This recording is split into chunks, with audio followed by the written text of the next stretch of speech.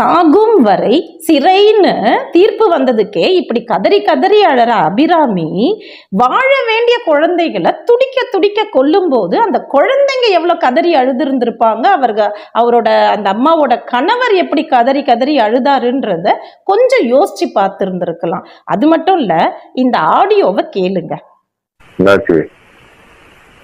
குழந்தைங்க 2 பேருக்கும் பால்ல 5 பீஸ் மாத்திரை போட்டு கலந்து கொடுத்துருக்கேன்.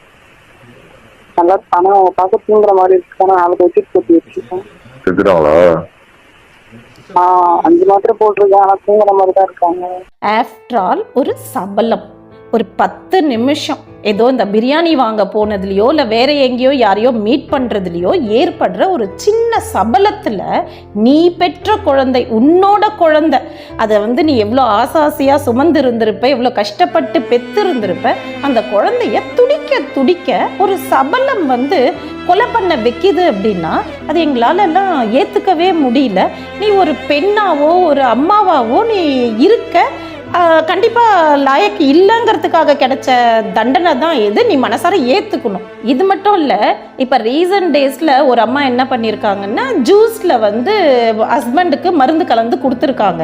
அவர் அந்த ஜூஸை குடிக்க மாட்டேன்னு சொன்னதுமே யார் கலந்து கொடுக்க சொன்னாரோ, அதாவது காதலன், கள்ளக்காதலன் சொல்கிறாங்க, அவர் கிட்ட கேட்குறாங்க, அவன் குடிக்கல, நான் குழம்புல கலந்து கொடுத்துறவா அப்படின்னு கேட்குறாங்க. அவரும் சரி ஓகே அப்படின்னாரு, கலந்தும் கொடுத்து அவரும் இறந்துட்டாங்க. இப்போ தான் அது 3-4 days பிஃபோர் தான் அது நடந்தது.